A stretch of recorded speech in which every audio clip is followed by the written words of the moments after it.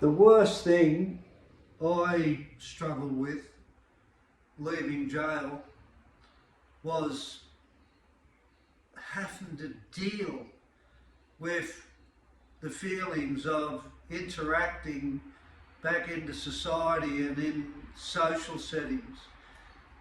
It was so uncomfortable. It was like having criminal, being in jail, prisoner, written across my forehead everywhere I went. It felt like, because of the uncomfortability of what I was experiencing, because I hadn't been in this environment outside. Of course, being in jail, it's a different environment, so I just felt everybody was looking at me. Everybody was making opinions of me. Well, this is what I was thinking in my mind. One might say I was paranoid. I was paranoid because I didn't feel like I fitted in. I felt like an alien. I used to walk down the street in the city, like if I was in jail up here in Queensland, say, like in Brisbane, and I would actually nearly sweat and hyperventilate, thinking that everybody was looking at me and making opinions about me and saying that I was ugly and I looked different.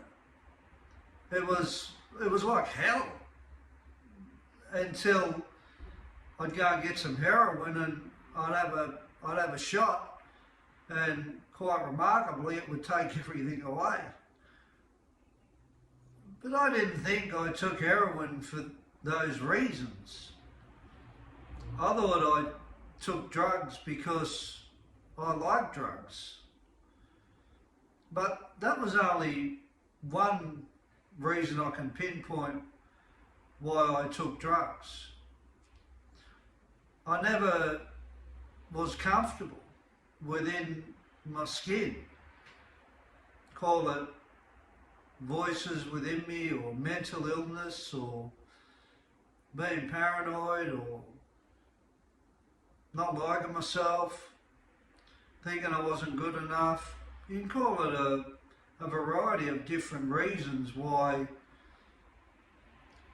I didn't feel good enough, and I didn't feel like I fit in, and that was the reason why I took drugs. But that process of interacting back into society took me a long time. It took me a long time. And I thought I took drugs because I like taking drugs. And that interaction with coming out of prison and experience what I experienced is only one example why today I know why I took drugs.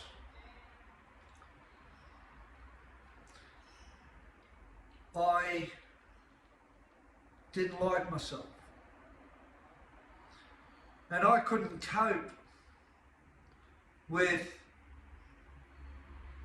how I was feeling, what I was thinking. So there was a relief that I sought in escaping that, because I couldn't deal with it. I didn't know how to deal with it. And I can completely understand why people take drugs and why they want to get out of what they're experiencing with their feelings and their thinking. There's comfort in it. and that comfort is attractive.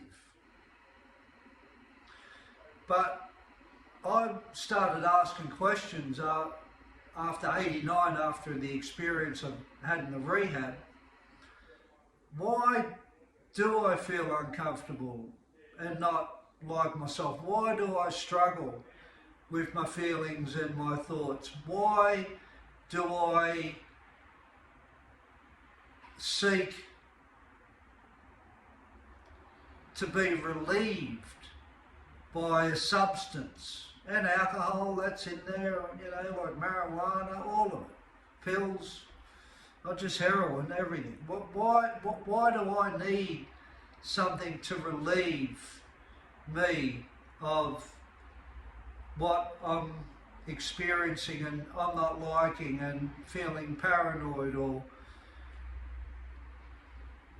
assuming what other people think of me? Why? Why is it that bad that I don't like it? What don't I like about it? Why isn't it normal? It's a big question. It's a big question. But for me, why it wasn't normal to feel and think how I was thinking, irrespectively of its assuming what other people are thinking of me, irrespectively of coming into environments that I hadn't been into for a long time, irrespectively of other people, being around other people in social settings. And the reason why I wanted to escape it was I didn't know any other way. I grew up not knowing. I wasn't taught ways to cope. I wasn't taught ways to deal with that struggle. I wasn't taught ways to manage social settings. I wasn't taught ways to like myself when I didn't like myself. I wasn't taught the struggles that I had experienced in my life to manage those struggles in a way where I wasn't doing harm to myself or other people indirectly. Because of struggling, I wasn't easy to be around because of my internal struggles.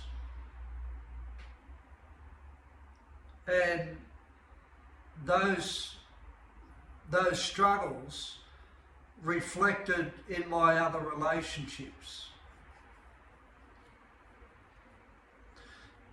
So I had to learn and I had to find tools. And after 1989, I become motivated to find more tools for the answers to these problems that I'm talking about myself.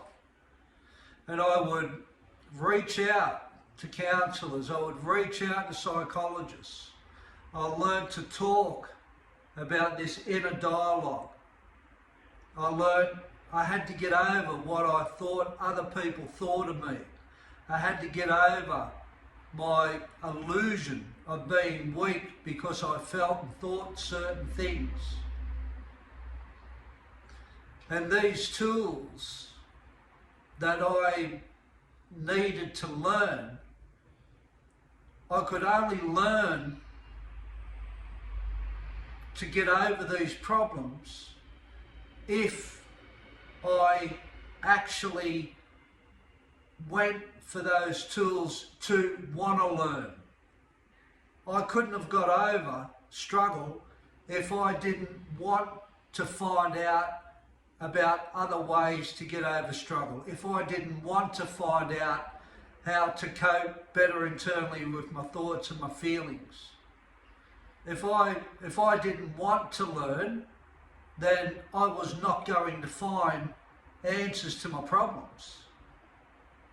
So I had to want to learn.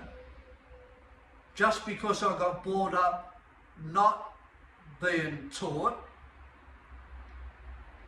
that didn't mean that I couldn't be taught to improve myself.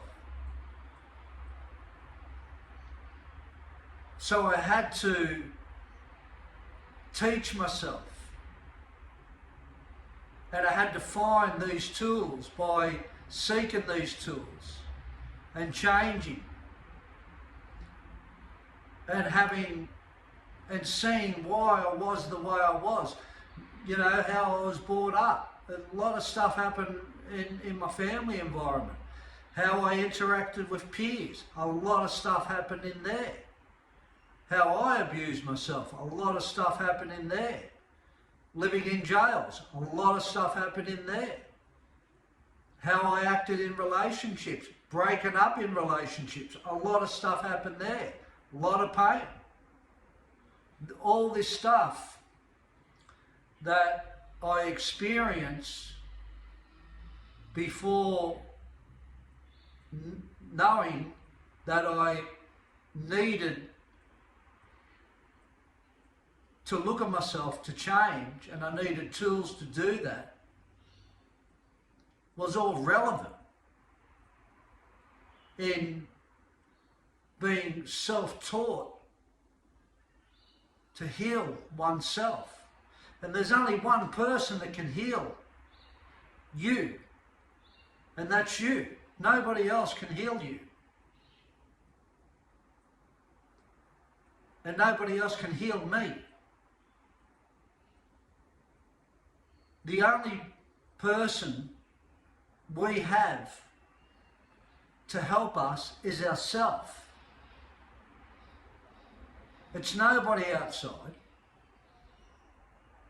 As much as we want to label it to, because it's easier to do it that way.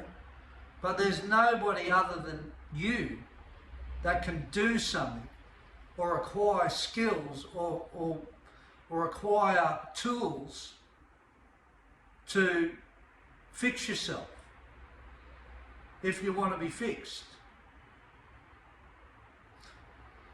That's just a little overview on what I experienced in learning about my thoughts and my feelings.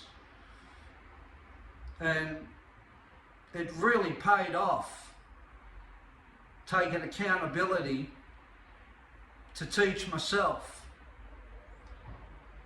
to look at myself. And it can pay off for you if that's what you want to do, but that's up to you. You take care now and have a great Tuesday. Always be accountable, always stay strong and motivated. Never, ever, ever give up, and look after yourself. You are your #1 priority and best friend. You're good, life's good. Take care now, look after yourself.